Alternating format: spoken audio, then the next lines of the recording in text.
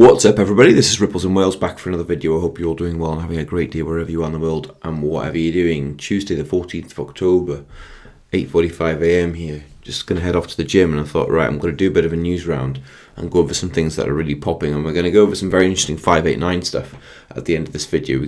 This is going to be posted on YouTube, so we're not going to go too deep on the Riddler stuff on here for obvious reasons, if you remember what happened to my channel before. So all the deep dive Riddler stuff we're going to be doing on the Rumble channel, but I'm going to bring some gems to you about silver and how it's connected to BG123, and also the Ripple Riddler's dropped a new video which we're going to go over, but I want to go over a few things in the markets. The markets have had a big pullback this morning. We've seen Bitcoin drawn back down to 111,000 as the kind of short squeeze on top of it is occurring, and I want to talk about this a bit later on as well, what I think is occurring here now. I don't think this is permanent. I think there's big drawdowns and shorts on the go. As we can see, this is a Bitcoin chart. This is on the hourly, so it looks a bit more aggressive than it is. If we put it onto the daily view, put it onto the daily, it smooths out a little bit. You know, it's not as dramatic as it may seem, but yeah, the big pullbacks from 115 down to 111. But this is what's going to happen. That's a higher high though, so we'll see how it plays out. Just volatility at the minute is going to be very, very aggressive. There's a lot of drums being banged. This is Ethereum. This is on the hourly. You know, big pullbacks. I might long this and put some small leverage trades on later on today. Again, don't touch leverage. You guys, you're all, I think most of you are quite new here. I only use this very, very, very tiny fractional leverage on my positions. So again, XRP, we had a big pullback again from 163.65 back down to 244. All right, volatility is to be expected now. Why might volatility be due to be expected here? Well, we know that there's a lot of chest beating to do with, let me just pull this the correct one up, to do with China and Russia, to do with trade deals, and it's all bullshit. Again, we've seen the market makers play their games back and forward, Trump posting silly tweets out and trashing the market, and for what it's worth, just my humble opinion, I think it's ridiculous, but I think what I was saying before in the previous video, this is to do with the retooling of America's and the bringing back of industry to American shores, hence why the force on the tariffs. Again, I think it's all just media smokes and mirrors and narrative. They know, these elites know what's going on and they know what they're going to do, but there's going to be a little bit of volatility along the way. Now, this paves the way for a bigger picture that I'm going to paint for later on, to do with the Bearable Guy Christmas scene and how things are coming into fruition, I feel, with that now. This is the start of the kind of the trade war, or maybe not the start of the trade war, maybe the end of the trade war, to finish the kind of the sealing of the deal of the rebuilding of the Americas for America 250, which we've talked about in many videos before. Don't know if you remember that, guys, but if you know that is since the 1776, it's 250th anniversary next year to 2026, and obviously they're taking back control of their country and their currency, which we've talked about in many videos.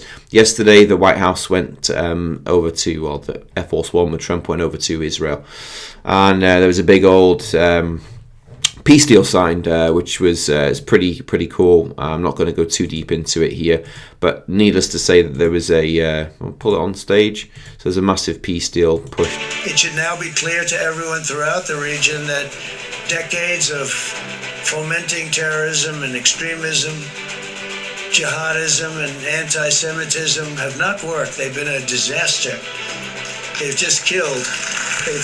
I don't know how I feel about all that. I think it's just rather repulsive, quite frankly. I'm amazing to see peace. I think that there's been bad things that have gone on with that country, a particular country in the background there. And yeah, I don't think that it's going to work trying to brush over it like this. Amazing to see peace, by all means, and I'm not putting a negative tint on it.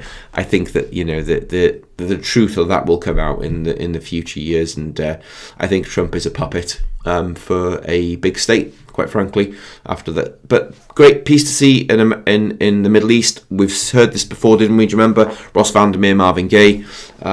Peace in the Middle East. They talked about kind of the setting up of a bigger scale of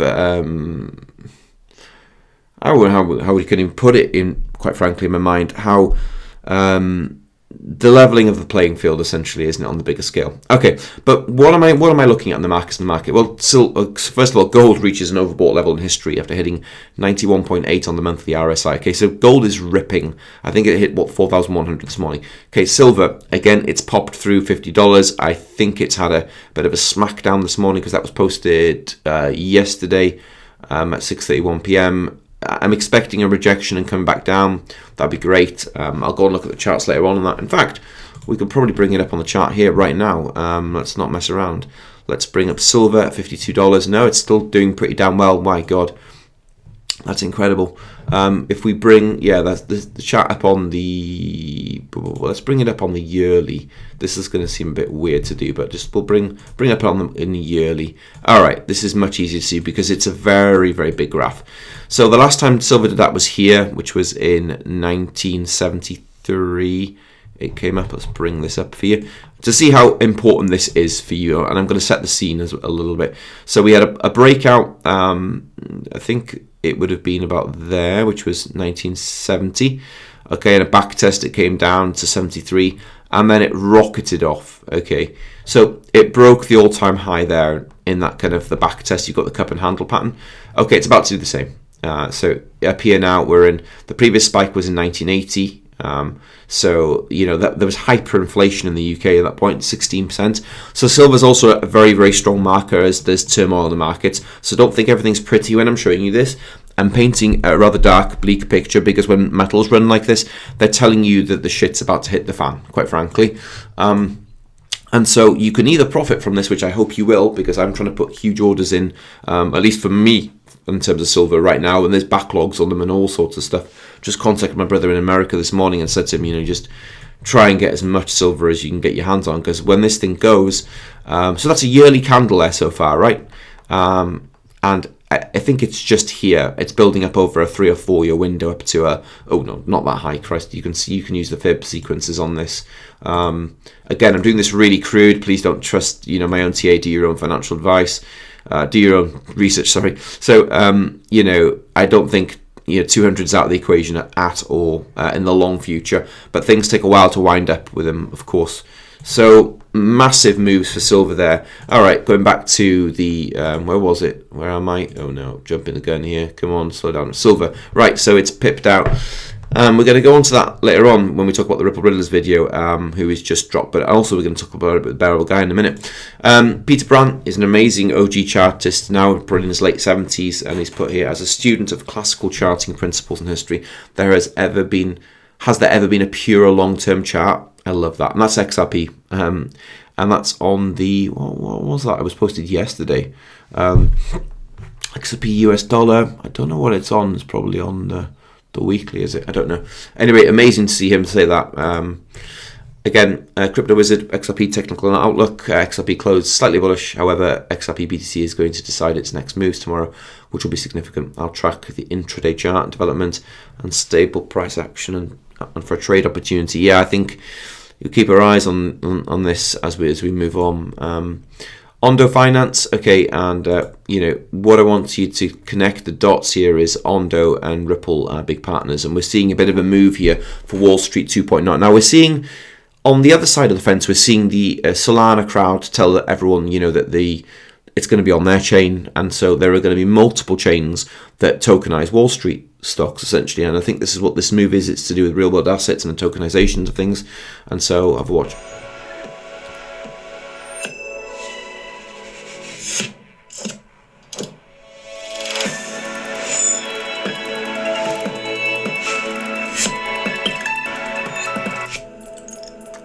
And these are big Ripple partners, okay, Ondo Finance and things. I've taken some stock out and personally, or some tokens out in Ondo. Yeah, big things. So there is a move for tokenizations of everything, okay, and many platforms are going to be in it, just like there are many crypto exchanges. Ondo is one of those players, and it's very close to Ripple. That's in New York and stuff. And so, do you see that Wall Street 2.0? We are in the midst of the change right now. We're in the middle of this unbelievable, huge change. Oh, and that's the same video again. Strange. All right, okay. And I wanted to bring Chad Steingraber up here to do with Lord 85. Now, Polymarket predicts the highest percentage of the US government shutdown will end October the 15th. The next, by October the 18th, the XRP ETFs could be approved by this Friday after market close around 5 p.m. Now, I don't know about that, but I certainly think that the government shutdown is deliberate. We talked about this in previous videos. This is to try and block the US regulations on the new financial sectors of crypto, and it's to slow things down. Again, Bearable Guy used it with the regulation molasses, didn't he? Okay, so this is the big thing. Now we're going to jump straight onto the Bearable Guy stuff here for a minute. We're going to discuss metals, then we're going to talk about Ripple Ridder, and we're going to try and join some dots together. Now, on the left-hand side of this picture, at this Christmas scene, bear in mind we're not at Christmas yet, are we? So Christmas scene. You've got the bear pointing to a 589 logo with a pointer, right? 589 is your code for your reset, but it's also many other things. And what might that be? Well, we've just seen the silver market spike, haven't we? And I don't know if you all heard about the 589 COMEX rule, or have you heard about COMEX full stop? Okay, I want you to just hold up for a minute. We're going to bring this down and we're going to just discuss metals. All right, so COMEX, or the Commodity Exchange, is a division of CME Group that is primary futures and options market for trading metals such as gold, silver, copper, and aluminium. It emerged in 1933 from the consolidation of several New York-based exchanges and plays a significant role in influencing global metal prices through price discovery, hedging, and speculation. Okay, so first of all, COMEX, that word, I want you to so that's the metals exchange in the CME. Now, we know CME is partnered with Ripple, right? Okay, now we go to the COMEX Rule 589. COMEX Rule 589 refers to a regulation established by the CME Group that governs special price fluctuation limits, which are also known as temporary trading halts, for futures and options contracts on COMEX, New York's CME CBOT exchanges. It is not a price target for specific commodity or cryptocurrencies. So the purpose of the Rule 589 is to basically implement trading halts in the event that there might be surges. Now, let's go back to the Bearable Guy scene, and we've got COMEX 589. Okay, and what's happening with silver and gold at the minute? They're bolting, aren't they? And CME is connected to Ripple. Okay? And we know that we're in a scene where there's a reset. So it's not just a 589 reset on metals.